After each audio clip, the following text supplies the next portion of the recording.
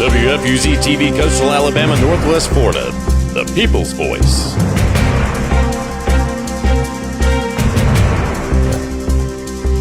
Hello, welcome to WFUZ-TV. I'm Blair Castro, and this is Thomas Jenkins. We're here today with Whitney Scapecchi, who is advocating for education reform here in Baldwin County across the Baldwin County School Board.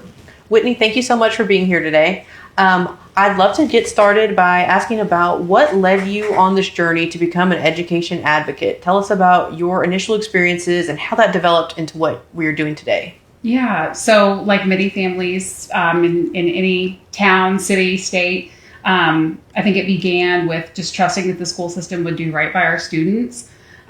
We had a series of events that were happening at our elementary school where our oldest is enrolled, and it was just threats to his safety, to his classmates' safety, and I followed the proper channels. I was making complaints and concerns to the school administration, and it just kept falling on deaf ears. And we ended up at the school board. I'll definitely want to touch on that and how I got there, but we just encountered a system overall that just felt like they were far more concerned about their image and the optics of everything that was going on and what they were trying to cover up more than accountability. And it's just, there's this huge culture of silence that has allowed these harmful patterns to continue.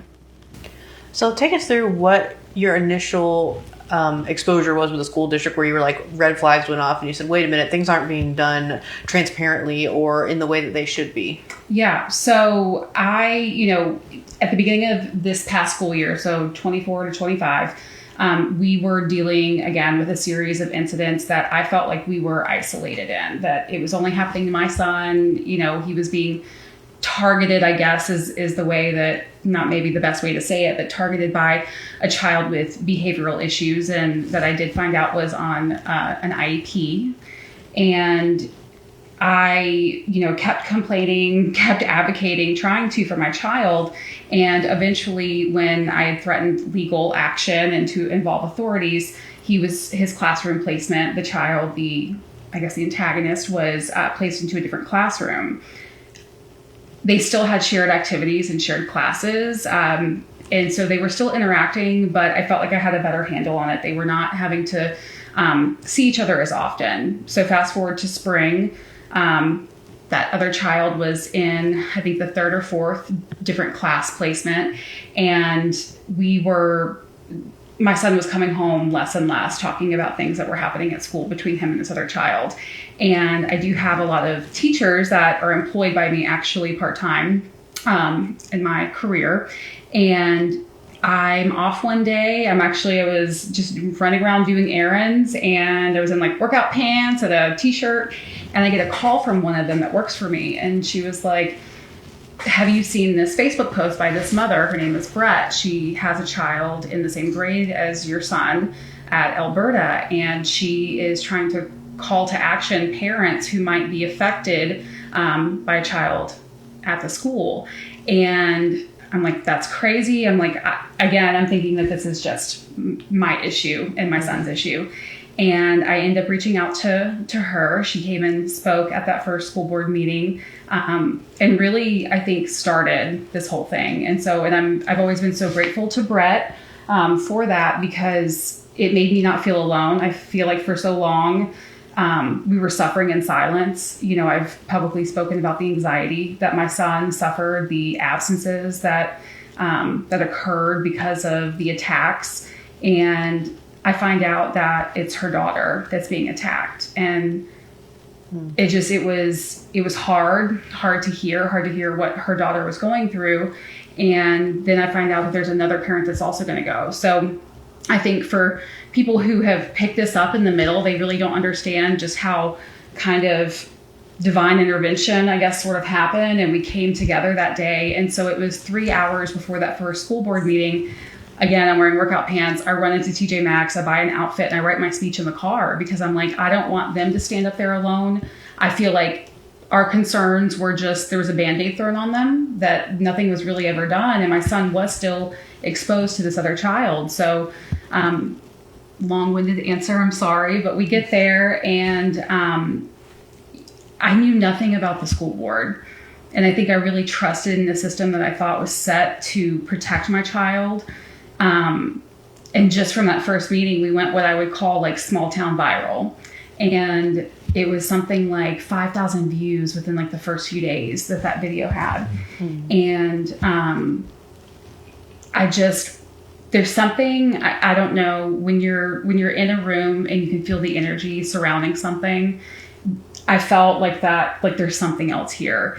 And the way that the superintendent had spoke to one of the fathers, well, the only father that got up to speak that night, and the way that he talked to him, and it was so much about protecting his own image, the superintendent's, rather than hearing our concerns. He could have offered words of compassion, acknowledging that, I'm sorry that we haven't got it right, but these are the things that we plan to do. It was none of that. And he called him thin-skinned. I mean, it was just, there was something about the way that he made it known, and he made a statement at that meeting where, well, the board controls, if I'm here or not, basically. And if, they want to hold me accountable, they know how to do it.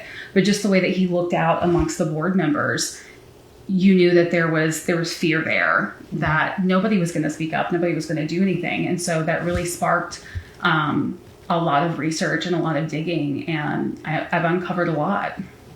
That was something I'd been hearing from my limited exposure and knowledge about this, was that the superintendent intimidates the board members and other people, faculty, staff, and had been kind of a recurring problem there. But I don't have that direct interaction, but I've heard that from quite a few people too. Yeah. And I mean, there's public forums that have been recorded before. I dug up at one point, he was the superintendent in Eufaula County schools, and I found a video from almost 10 years ago, like down to the month.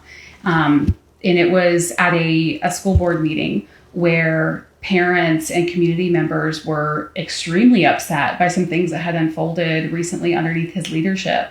And it was like history repeating itself. You know what I mean? Like what had happened to us, it was like it had just repeated itself. And it was like there were people that spoke a decade ago with similar concerns about the way that things were being handled. And he met them with the same disrespect. And I'm just like, there's something else here. Like, how does someone like this continue to stay in a position of power like this, especially one that should be protecting our children?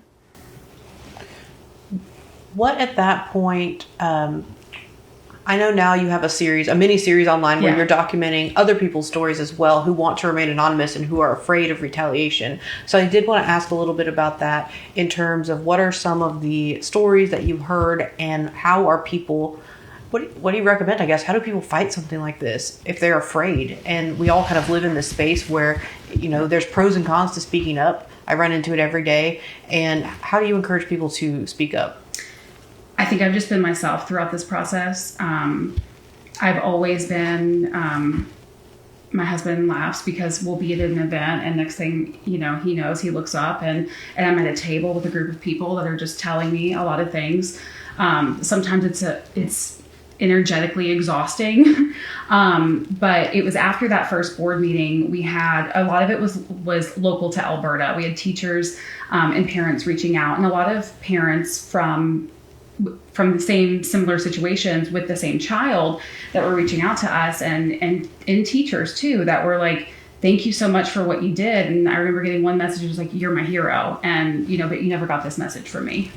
And it really just, stories kept coming in, but it was more like support, right? It wasn't, I have a story I want to get out and, and I want you to put it out there. It wasn't anything like that, but we kept getting them. And they kept coming to our inboxes. And Brett, who was the other mother that, did kind of start all of this whole thing with the school board, she has a huge network, far larger than mine. I'm not from Baldwin County. And she, with her job, what she does, her career, she knows a lot of people in the community. And so then it started, other teachers from other schools were reaching out. And then it turned into, it just kept evolving. And then we would get messages or texts and even emails that would start with, you didn't hear this from me, but this is what happened. Or, I want to share this with you just for informative purposes. But but please delete this when you're done. And at one point, it was before the April meeting, after the March meeting, Brett and her husband, Pate, actually purchased a P.O. box. And so we wanted to make sure that people knew that they truly had a platform to remain anonymous, but we wanted to get their stories. And I'm not even sure why. We had put it out there on Facebook, and we were like, if you have a story, it didn't matter what it had to do with IEPs. It's turned into sexual assault. There's an alarming number of sexual assault, student on student, staff member on student, that have found its way to us. We do pass things off, and I don't want to jeopardize any justice that could come to some of these families that have come forward, but anything that comes to me that's bigger than me, I pass it off. I pass it off to whether it's proper authorities or proper, investigations that might be active. I kind of put stories in the buckets. It's just how my brain works. It's sexual assault, make sure I pass them off to the right person. Mishandlings with IEPs, there's a lot of protections around children, special needs children, and there are a lot of resources for them to get the help that they need in navigating that. So it just kind of kept evolving, the stories that were coming in. I'm just trying to wrap my head around it all. It's a lot to digest, because it's not just, it's the experience of the parents and the students combined, and board members and teachers. Yeah, everyone involved. And so how do you even unpack it all at once and get to the root and fix it? No, and you touched on teachers and parents and students. I've had current students reach out. I've had students that graduated probably the furthest out, that's graduated probably 2 or 3 years. And then even, and these stories are not ready to come out yet, but even employees at the central office that have found their way to our social media posts that have something to share, things that they're witnessing inside the central office. And it is a lot to wrap your head around. And I've said this publicly, but it's a fight that I didn't know I was signing up for. But when you start seeing these stories that are coming through, my moral compass points a certain way, and I can't. You can't help it. Yeah, I can't help it. I'm like, I've prayed a lot about it, and that's kind of how the video series happened. I'm sitting on all these stories, and it's before the April meeting. We were going into it. We've had parent town hall meetings where we've had members of different communities come in and sit and share concerns, not even just from Alberta. And, and through that, I'm kind of like sitting there, and I'm like, I've got all these stories, and Brett's got all these stories, and it's like, what do we do with them? And she had some personal stuff come up, and she's a busy mom just like I am. So she's taken a couple steps back, and I just felt like I was just sitting there with these stories, and I wanted to get them out. But, some of them, again, putting them in the different buckets, some of them were informative only. Some were, I have a story to tell, but I'm not quite ready, but I want you to read it. I want to know, is there something here? Am I over exaggerating? Am I, reaching for something that didn't happen? And it's just crazy what this culture of silencing people creates. Like, there are some really damaging things happening. And that's been the common theme with pretty much every guest that we've had come in, is people are unheard, and they're, you're trying to have a platform to tell these unheard stories. It's just shocking how county-wide, how system-wide, you can just, blindfold and throw a dart at a dartboard and hit a system that's broken in this county. Terribly broken. And the video series, I knew that it would be met with criticism. I knew that. I actually had this conversation with my mom on my patio this afternoon. Somebody had made a comment about, how much fuel and how much fire can you keep going when the stories remain anonymous? And I'm okay with that. I signed up to broadcast things anonymously, and I think when people feel the safety in numbers, like they can come forward, I think it'll happen. But I think it'll come in due time. I'm fully prepared to keep taking the hits, to keep taking the heat on these anonymous stories. I get the documentation. And that's a huge thing that I wish that people would understand. I'm not posting anything. I'm not making any claims or allegations without hard evidence. I'm not stupid. I don't want to risk my livelihood. I don't want to risk my own reputation in the community. That evidence is there, but I can't just broadcast people's personal documents, and evidence that they have, because some of these people are going to pursue their own justice. Yeah. And I don't want to jeopardize the justice that they may get. So, but the proof is there, and I'll keep taking the hits as long as I need to. It is good. People have to stand up and not be anonymous, because that's also been another thing that we've talked about with other people, is that you have to stand up and be unafraid. Like, what is there to ultimately be afraid of in the end? Ultimately, really. Besides, I can't really, I don't know, sometimes you just feel so strongly about something, you don't care what is at the end of it. You just have to. And I think that's where I am, right? Like I'm constantly, even on my way here, a friend that I have was, be yourself, be strong, and I had a friend who's traveling right now, and she was like, she saw, some things have happened at my job this week, actually involving the school board. And she's like, remain strong. I saw your Facebook post, just keep on the course. And I'm like, I really haven't been scared through any of this. Mm-hmm. And I think that, sometimes you're placed in certain positions to be a voice and to lead the way for change. And I'm good sitting in this spot right now, and doing what I'm doing, because I do think in time, I think, again, when that safety, when people start feeling that safety, when it becomes broader, I know that people will come out. It does snowball. Yeah, we've noticed that. Yeah. So I did want to ask about alleged partisan politics behind this, because when I saw what you were doing, working on, and basically trying to hold the school district accountable, I didn't think, well, that's a partisan thing, or that's something that, is an extremist going in. And then this post was made by, another group saying that you were basically an extremist that's politically motivated. Yeah. And I was like, why would they say that? I learned some things about myself I didn't know. So I had this conversation today with a trusted friend, because I've not publicly stated this yet, but I'm going to do that tonight.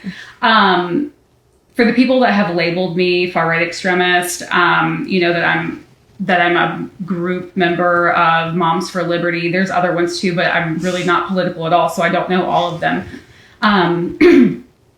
I for some reason, I'm not politically driven, but I feel like being public about what I want to say is, maybe it discredits me. I just recently did register to vote, because obviously now I've got some skin in this game, that I want to make sure that when, elections come up, that I am getting out there and I am trying to be part of the change that needs to happen. So it's just funny when they labeled me that, because I've actually never voted in Alabama. So, but yeah. I was just trying to understand the logic behind how holding a school district accountable is partisan in any way. It shouldn't matter what, I don't know, your affiliation is with that, because regardless of it, that's supposedly a nonpartisan seat, but everybody on the board will lean one way or the other. It's not like they're all individually leaning the same way, I don't think.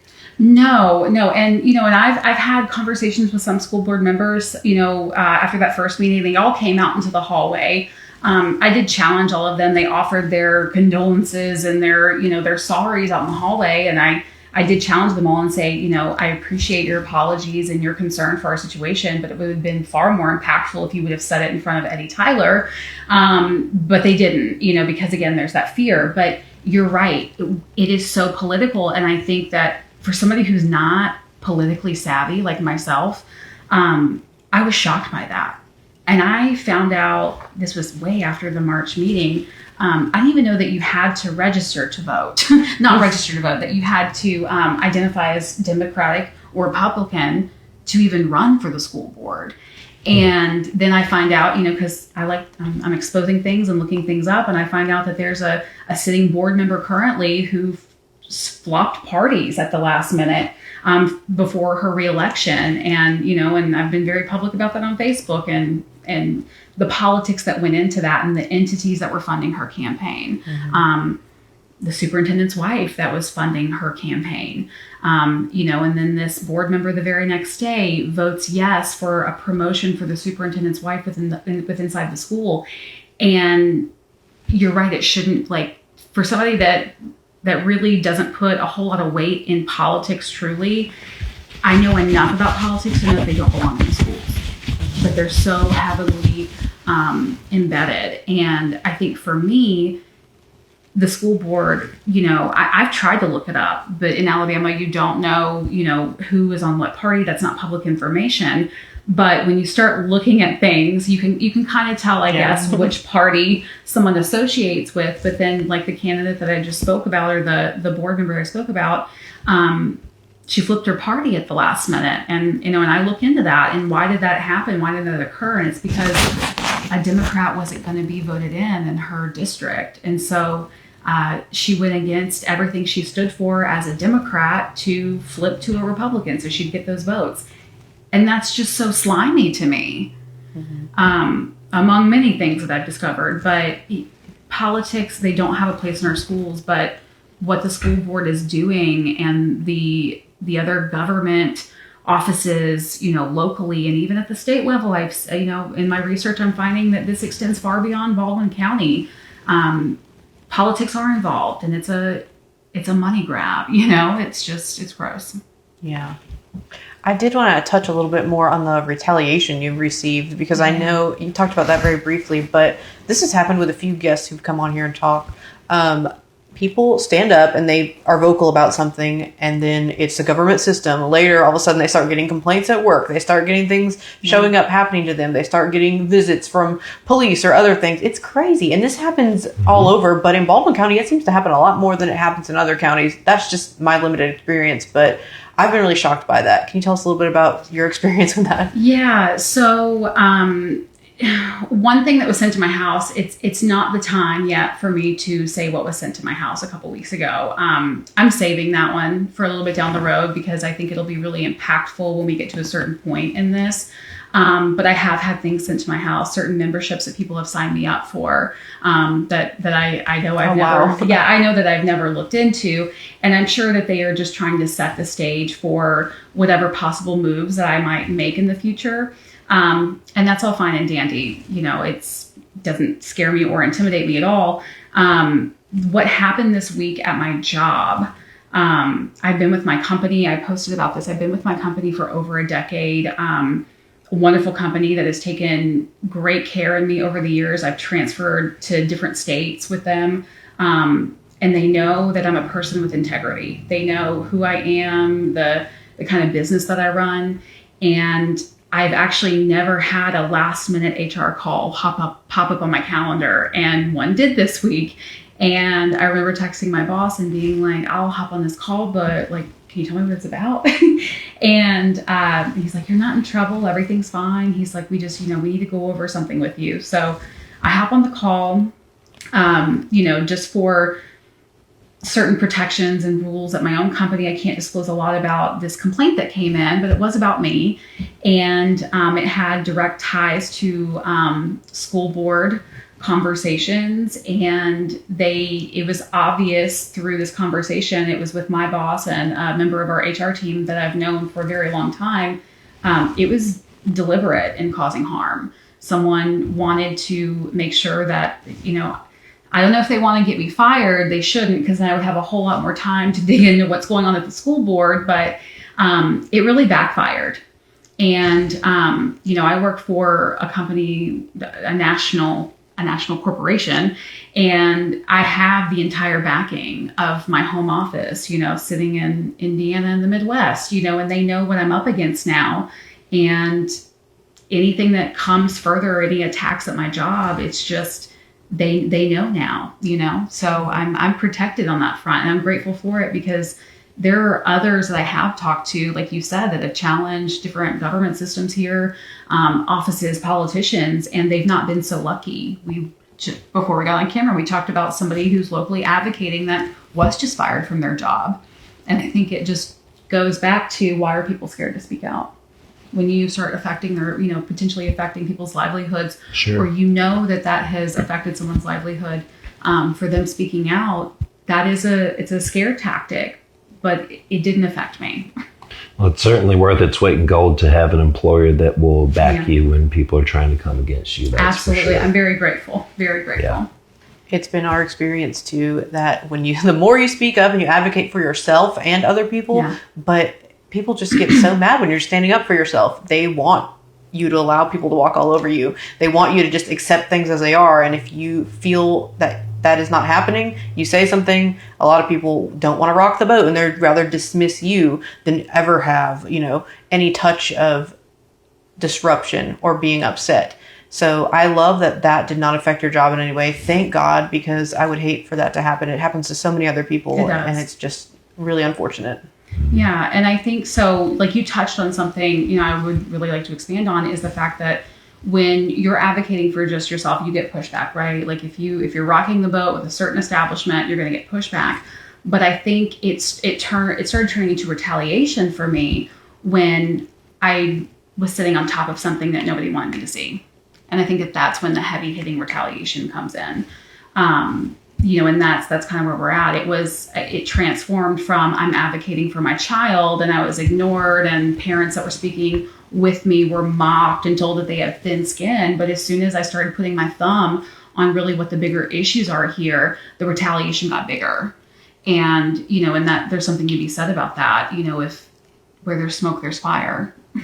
And were any of the anonymous communications to you also about retaliation from? Oh God, yeah.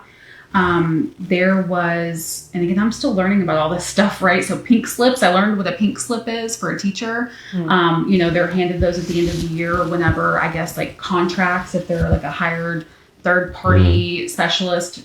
If I get facts wrong, I'm sorry, but pink slips are issued, and it's, teachers that, we're not inviting you to come back to work this year. I probably got about 25 of those that week that I guess pink slips were issued. And some of them were people that had shared stories with me, and I hadn't shared their stories with anybody or went public about them, but they were teachers who had started asking questions, right? And because I'm like, oh my God, what happened? Like, how did this happen to you? And they're like, I started to feel some courage. And so I started pressing towards the end of the school year, asking about things and for transparency and why we weren't doing this and why we weren't doing that. And some really good teachers, they've been let go just as of the end of the school year. And it's not like we're in a surplus of good teachers. No, and I think that's one of my detrimental to the entire. It is, and that's a huge concern of mine. And especially like at Alberta, right? Like I've got so many teachers that if they could afford it right now, they would walk away from it. And I'm thinking, gosh, by the time my baby, who's a year and a half, gets to public school, are there going to be any good teachers left? Yeah, that's a concern you don't want to have. No. I wanted to ask you, you've done something really bold lately, and that is you have straight up called for the resignation of the superintendent. You're the first person I've seen to do that. I'm sure other people have done it, but a lot of people want to do it. Yeah. You have really just put that out there. So what motivated you and kind of gave you the courage to be bold enough to say that? I don't know how to tell a short story, but many reasons. And I think it's the stories that were coming forward, screenshots of actual communications, and even emails that have been forwarded to me with their direct dealings and conversations with the superintendent. The one story, and it was my first story that I published, was about a mother who, she asked for help. She has 2 special needs twins, and I don't want to get emotional, but anyone can go back and watch that first video. But to know that the superintendent was the one who shut her out of the schools, totally disabled her ability to enroll her 2 special needs children into public school. She's a tax-paying citizen. I got to see the email communication. She was not rude. She was not threatening. She was literally just asking for help and guidance because she was trying to get granted a variance because of her medically needy child, that had established IEP already. And the way that he spoke to her in her email communications and literally told her, do not contact the school board again unless you have a lawyer present. She didn't have the financial means to hire an attorney, to hire a lawyer. and he totally shut her out. And to think that that man was responsible for this woman who was living in a corner of my county, who was blocked from even enrolling her children into school, is among the many reasons why I felt like his resignation, it was time to ask. And there were so many other things that I had uncovered at that point. I found the Eufaula County School Board meeting minutes where he was recorded and just so condescending, and speaking horribly to these parents and these community members. And I'm like, this is not a man that needs to be in the position that he's in any longer. How long has he been in the seat? Is it, it's been over, I think, 10 years. 2015, I want to say, is when he came here. But far too long.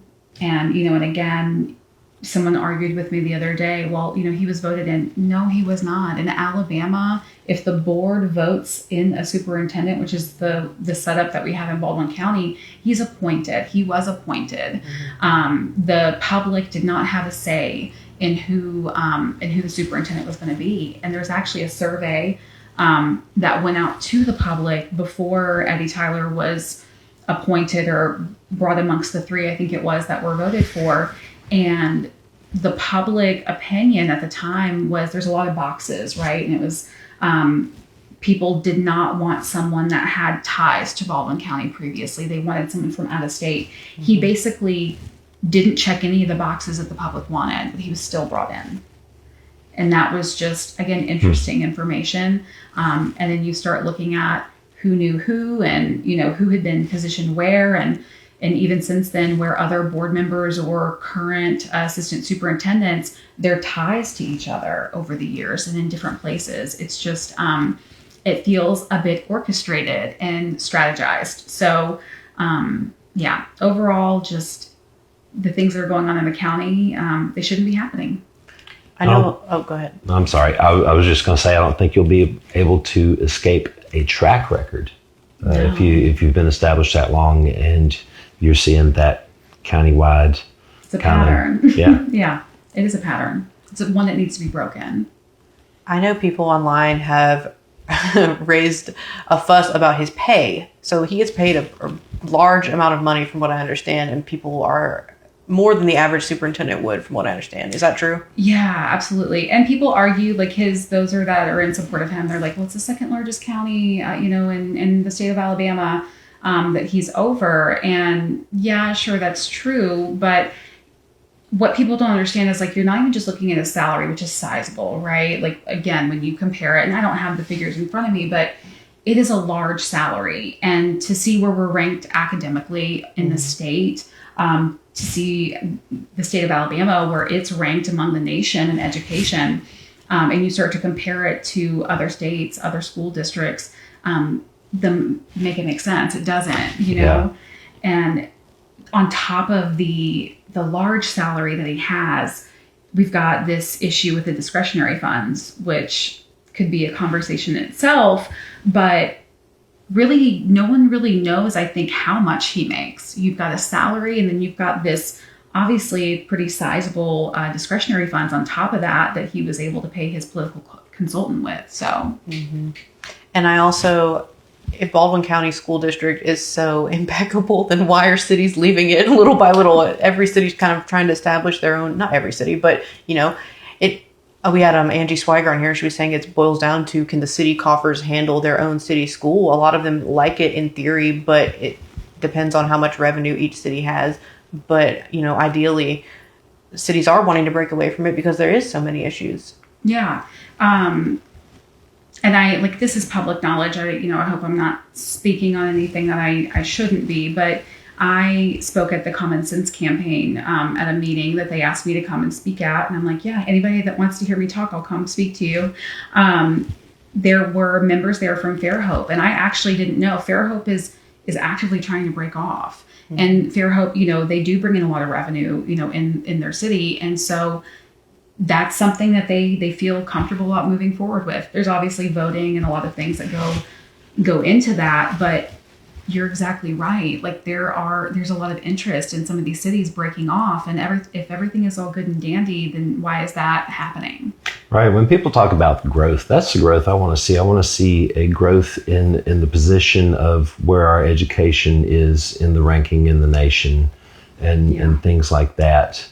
Well, if you look at the beach schools, look at how well they've done since they've branched off. Right, exactly. I mean, case study. Exactly. And we were talking to Randy Ferris, who is running for council? Sommerdale Mayor. Sommerdale Mayor. And he was talking about the same thing, an above average salary that you were talking about. Am I quoting correct, or am I thinking of somebody else? Yes, for their mayor talking leadership. about? But yeah, dependent on the population and what other cities get who have a larger population, why is the smaller geographical area who doesn't oversee as many people getting like a larger amount than a bigger city would? Right. So we're seeing that as a pattern in different municipalities, I suppose. Yeah, it doesn't make any sense. And Sommerdale's interesting because how long has the current mayor been in there? It's like 33 years or something. That was the main topic and platform. Yeah, like how is that? Why do we let, people in these positions just run rampant for decades? That all that does is create corruption. We see that, like it's interesting. And truly, and I've said this, I don't even think publicly, but amongst conversations, I think what you have in Alabama is the good old boy network. Right. That truly, at the end of the day, that's what it is. And it's men and women who have been in power for far too long, in charge of different government offices, in the school board. And I think people are waking up. I was going to say, I hope that voters can have enough hindsight now to see where everything's going if things don't start changing a little bit. Yeah, no, absolutely. And that's why the social media thing, it's huge and it is impactful. And I think, I've got people scared and concerned, and I'm glad that I do, because I'm not going to stop talking about what's going on. I'm not going to stop sharing the stories, even if they remain anonymous and people critique that and offer harsh criticism and say, well, you can't back that up. Like, that's fine, because if even one person feels convicted about the fight after watching one of these videos, I've won, and that's what it takes. So, but I do think that people are really starting to wake up. I think we're seeing it at the national level, state level. The 2025 feels like the end of a lot of corruption and a lot of exposing. It does. It feels like the best time to try to out government corruption, if there ever is going to be one. And that goes all the way from the governor down. Like, I'm sorry, Kay Ivey, but you got to go. I mean, she's going anyways. Her time's up. But, all the way from somebody like her who's been there forever to our local city council people.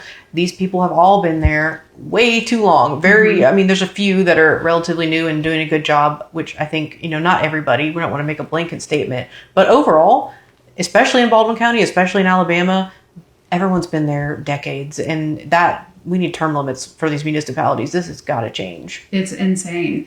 And, and I think that like people paying attention and people waking up and some of these people finally phasing out of these roles is hugely important, but it doesn't stop there. It's just like what I see with the school board. From different sources and things, and, again, just looking at the way that they've orchestrated position moves and appointments and voting and influencing campaigns and who gets what role and voted into them, it's not enough to just call for change. You've got to keep a magnifying glass on this. Mm-hmm. You have to make sure that the next person coming into these roles, whether it's government, school board, whatever, you have to make sure that you are putting pressure on the system to ensure that the candidate coming in, and because we talk about the governor, again, I'm not really political, but like I've seen and I've read some of the articles about who might, who the candidates are that are up for Kay Ivey's spot. And it's like, are they any better? Right. Well, that's been my overarching question over each interview. Like, who is the oversight? Who do you run to that you can trust when things like this are this deep? Yeah. Where do you go? Who do you talk to get it done sooner than later, before real damage is done? Absolutely. And I think that it comes back to exactly what I'm doing here at the school board level. I think the citizens have to take it back. I think that we have to be the voice for accountability. We have to call for that. We have to ask for not even ask, we have to demand the transparency. And again, it's just, you've got to keep eyes on them. There's this whole conversation about Because with my fight, and there's a lot of special needs involved there, and like what school districts get for funding from like the state and the federal level. And we know what's going on in DC right now, and people are concerned about the Department of Education being dismantled. And this was a conversation that happened a little bit earlier on. It's like, okay, well, the Department of Education, if it gets dismantled, we're going to be in a much worse position than we are right now. And it's like, if you have that mindset, yeah. But I'm like, if they start funneling money to the state level, I think of it as an amazing opportunity to be standing there at the doorsteps, at the state school board and saying, I know you've got this money and I'm watching where it goes. Absolutely, yeah. And I think that we can look at that the same way with government. Like, hey, Ivy, I know that you're walking out of the doors, but I'm watching to see who comes in behind you. Mm-hmm. And the citizens, I think, have to really take these things seriously and not just go out and vote, but like, are we following up? Are we staying current with what these people in these positions are doing? Talk a little bit about the dissension that's come against you from people when you've done these videos on social media, like just talking down, condescending and negative, and going against what you're trying to do, and how you deal with that. And what has that looked like, and how have you dealt with it? Yeah, so I met with a lot of pushback. Obviously, like, people want to put me in a political bucket, that I have some sort of agenda. And there's lots of criticism over the fact that these stories are anonymous, but I really I remain true to myself and true to these storytellers, true to the facts. And people are like, well, they're not facts if you don't have the evidence. But I don't post anything. I don't make any allegation or accusation unless the proof is in my pocket. Right. Corroborative evidence is still evidence, and reliable third-party evidence is still admissible in a court of law. Thank you. See, you understand the legal side of it, and I don't fully, but it is, and I'm not going to show my hand too quickly. I think that some of the retaliation and some of the things that the school board has done, I talked about, you can look at it on Facebook, the pony show that happened at the BCBE back in April. I think that they've really shown their hand very quickly, and I'm a little bit more calculated and strategic than that. Mm-hmm. I do have, I have sources, I have people that do give me information and documentation. There was a recent,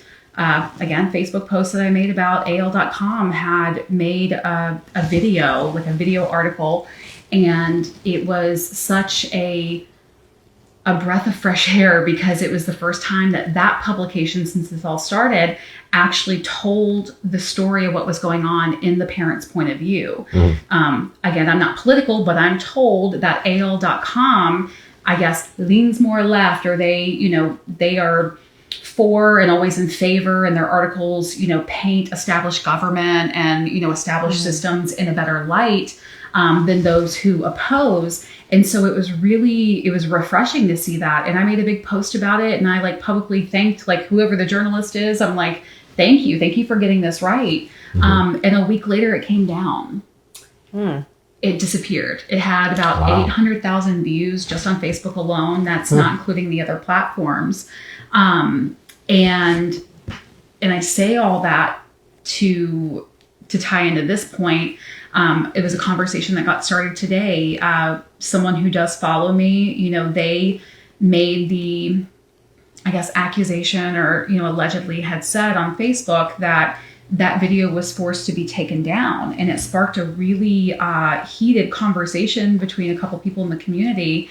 And I did finally chime in, because it was forced to be taken down. And I do have the documentation and audio recordings to back that up. Wow. And this was recent. And no, I'm not going to post what that evidence is right now, because the source needs to be protected. And I think that fact right there, protecting my sources and people that come to me, is a huge reason why I do have so much evidence, and these stories that land in my lap. Nobody's going to force out of me who tells me what and who brings me what. But that AL.com video being brought down, I was mad about it. I made another post about it being taken down. And even before I had this evidence that this video was purposely removed, I had my assumptions, right? Like this was one of their highest watched videos within whatever I could see. I scrolled because I was like, wow, this is getting a lot of hits. Yeah. And I'm like, who would have gained anything by taking it down? You know, That is the question. it is. That's really the question in all of this is, you know, why the deflection constantly? You know, there's something here. And again, I do have the evidence, and the source is working through their own things right now, and it's not safe. It's not safe for this person to be outed. I do think that in due time, when they get things settled on their end, that they would feel comfortable coming forward and sharing some of this. But you have to wonder who would have benefited by that video coming down. And I have the original one. If you compare the two side by side, because it was revised. It was forcibly taken down. There were revisions made, things taken out and things added in. And I have a copy of the original video, and then there's the new one that is still up on AL.com. And if you watch them side by side, I think that anyone with half a brain could probably understand who it would have been that asked for that video to come down. You'd be surprised how much people pressure to get things covered up. And I think what you're doing is not really dissimilar from what we're doing here at WFUZ-TV, because we get brought stories. We don't post anonymous stories, but we have a ton of anonymous stories that we can't post or share. Yeah. And people in the first story we did were commenting and saying, oh, you know, how do you know that's legit? You're like, you think we don't vet this? You think like we don't have a history? We're not like coming with the documentation. We're not going to post it all, but it's all been vetted. We're only bringing people on here that have, you know, a story that legitimately has credibility to back it up. We're not going to let people defame and slander and just spew false information. They're coming with their perspective on something, but we also verified things have actually happened. And I'll give the call to action again. I've done it before. Like, don't be silent. Come forward. Stand up. Don't be afraid, because like if something happens, if you see a crime in your neighborhood and you report it anonymously to the police, there's nothing the police can do about it because you didn't make a sworn statement to back it up. There's nothing that they can do. So you have to not be an anonymous caller or whistleblower. You have to come be a face. You have to come forward, and we're a platform for that. And please, like if you have a story like this or associated with this story or any other story, you have to stand up and speak.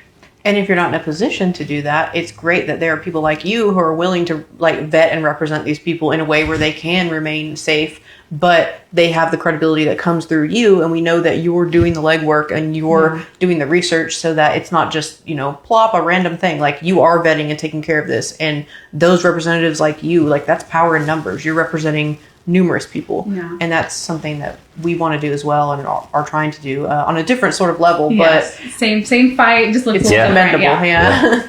So, you know, and that's the thing too, people that don't know me, you know, a lot of people, obviously they're following me. They do know me. They know me personally, whether they live in Baldwin County or afar. I've lived in many different places. I think most would agree that I'm a person that operates with integrity. I do protect my children and my family and my friends fiercely. And I have a life at stake. I think that anybody does. I think that's why some people do choose to remain anonymous. I'm operating and doing this without fear, but I'm not an idiot either. You know, I'm educated. I wouldn't be making accusations and claims if I couldn't back them up. I totally understand being in this position, what could come at me, what could come after me, retaliation in the form of lawsuits, right? Like, so again, like the big message here for anybody that does watch the anonymous stories, the documentation's there. I can't just publicly broadcast it. That's not protecting my storytellers and my sources. And that's something I decided to do early on, was to protect a source and a storyteller at all costs, even if that meant, again, taking the heat. Can you tell me a little bit more about how the school responded to the absences of your son? Yeah, it was an interesting situation. So a few days after, coincidentally, after I'd called for the resignation of the superintendent, I had received already a letter that I needed to report to the early truancy program. at the Baldwin County Board of Education. It was held in the same room that I had asked just days prior for his resignation. And it sounded procedural, right? Like, and I made a post about it, and I was taking responsibility for making the decision to keep my son home on days after he had been attacked previously the day before. And so I was accepting responsibility for those decisions. But while it was set for truancy, I left that room and that day just from an entirely different situation than what I thought I was walking into. It was only a small part of it was focused on truancy data. The rest felt like a promotional pitch, if that makes sense at all. There were around 8 panelists. It was kind of announced at the beginning of the meeting. The meeting starts and there is a representative from the school district. She works there in the central office, and they do go over some things about truancy, right? It's the bullying slide of the presentation was very interesting because they said that they acknowledged how bullying, towards your child could lead them to missing days of school. And here I am. I felt like probably the odd one out. That's kind of why I was there. Mm-hmm. And I did follow all the steps that were on this slide about what I needed to do in order to protect my child so he felt like he was going to a safe environment.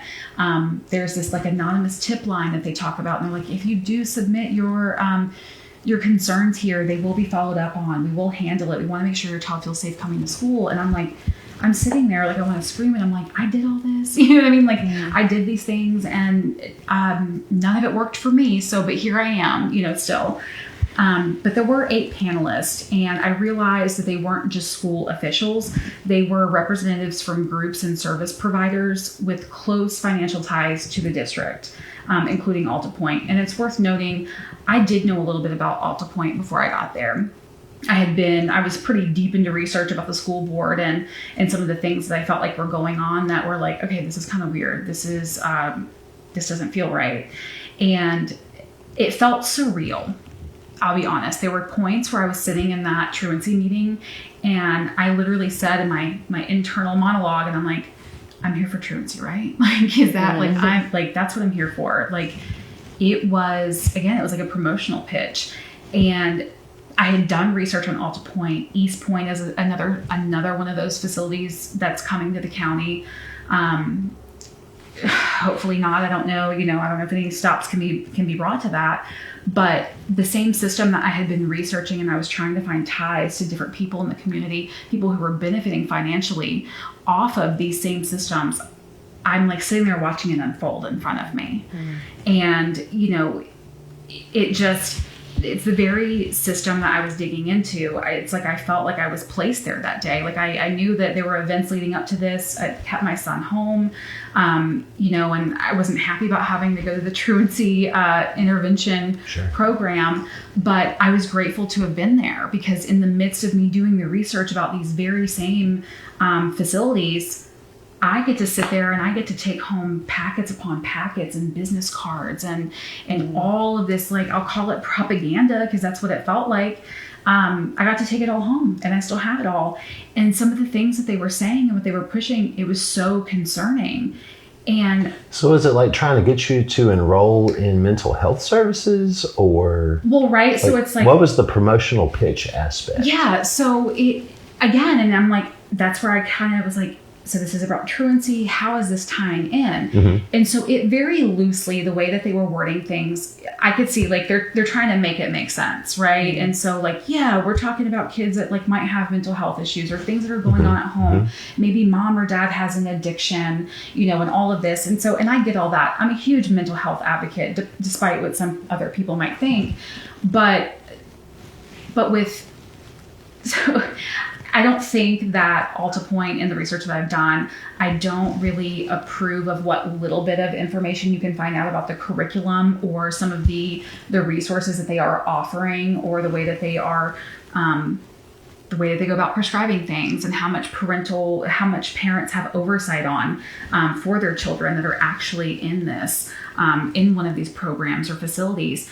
But families were being encouraged to sign up for services. And when I say encouraged, it was beyond encouraged. It was being fed to them. And I'm looking around the room and I see, and I'm not trying to type anybody and I'm not trying to group anybody into a group, but I did feel like the odd person out because I had knowledge already going into it, right? Like my alarm bells went off because I've done research already, but I'm looking at these vulnerable moms and dads. There's probably like 25, 30 of us at this program. And this was probably the most engaging part of that meeting for the families, because I see a mom over to my left that, I'm trying to imagine her and her story, right? And who knows, she might have a son that she is having a really difficult time getting out of bed in the morning and sending him to school. And who knows what that family's living through. And she feels almost seen by some of these panelists. And to most people, right, it's like, that's great. I'm glad that these resources are here. But when you start really digging into AltaPoint and some of these other places and what they're offering and what I truly do feel like that they are doing to our children, it was scary. It was really concerning. And I just almost I wanted to scream while I was in there, like you know that something wrong is going on, right, in your soul, and you just want to speak out. And I was just so scared. And there was one point where the AltaPoint representative, whatever he was, then he turns it on the parents. Now he's not just offering services or pushing services onto parents for their children. He's saying, if you are silently suffering with an addiction or alcoholism or something's going on with you.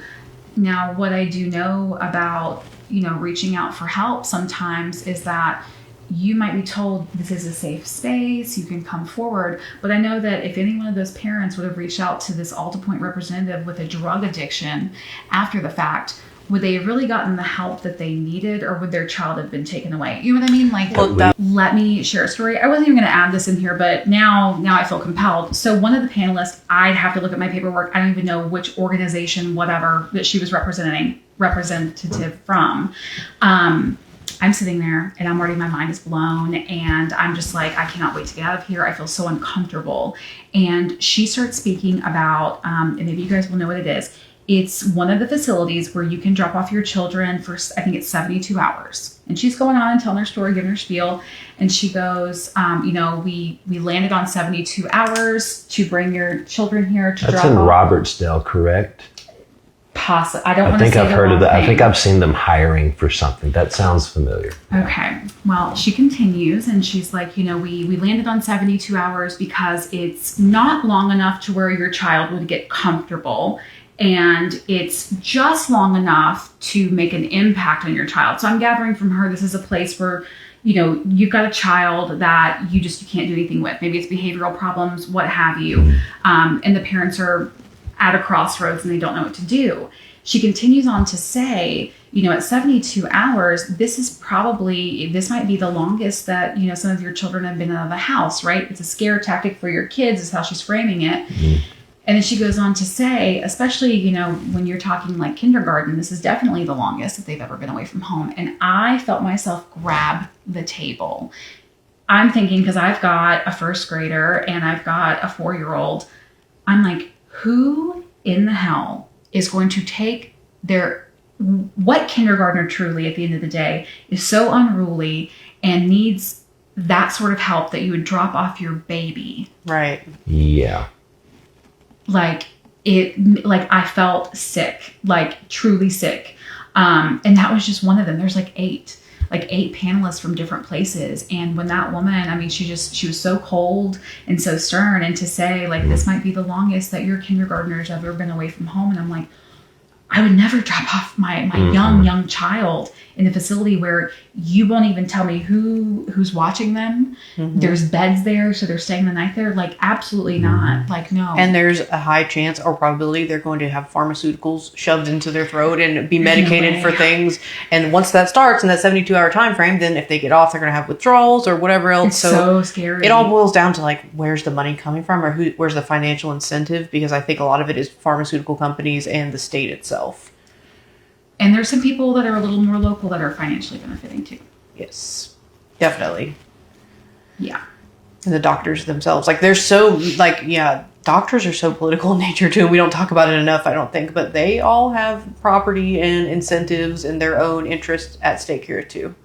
They do. And that's what makes the school thing hard, and why people are like, gosh, like, you've totally strayed from the course of your original fight. And it's like, I really haven't. It's just my fight got a lot bigger and a lot more entangled and intertwined with really big issues and problems happening in this county beyond the school board as well, that I'm not going to get any resolve. And then a child just like mine in a situation like mine, because I've had tons of families come forward and they've all been in situations like this.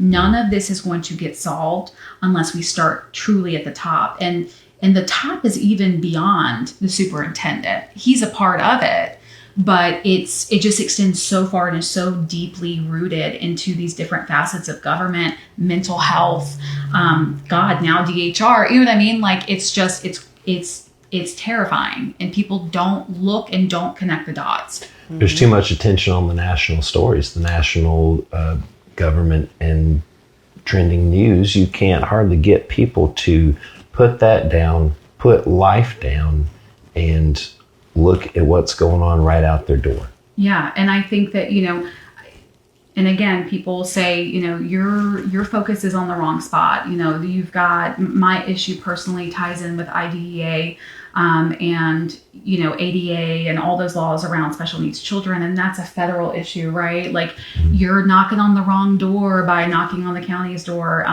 That's not who's going to resolve your issue. Yes, they can. They're interpreting laws and rules and protocols around those federal laws that apply here. But again, they're interpreting them in a way that they are benefiting from them at the end of the day. And I'll stand by that. But you have to look at the smaller level. I know that I need to eventually, I've got to move my fight to the state. I know that I have to move my fight federally, but there is a lot of change and a lot of corruption right here. So when you say people are so distracted by what's happening on a broader level, I get it. There's a lot of noise happening everywhere, and it's hard to zoom in and focus at your local level, but there is corruption here. So if you believe that things in DC that are happening are part of a conspiracy and, cover-ups and things like that, they're happening at your local level, and you've got to look at those first, because you're never going to make it to the federal level if you don't start cleaning it up at home. Yep. If you're going to save the world, start at home. There you go. Can you let us know where people can follow your journey and learn more about the stories that you're helping give people a voice? Yeah, absolutely. So we started the Facebook page after many community members wanted sort of a landing page for all things school board and school issue related. If you just search on Facebook for In Their Voices, Baldwin County Education Forum. I do post a lot on my personal page, but I'm trying to co-share between the two pages to make sure nothing gets missed. I say it on all of my Facebook posts. My inbox is truly open at all times. If you have a story that you've been sitting on that you want to share, even if it's anonymous, I'm still taking all the anonymous stories.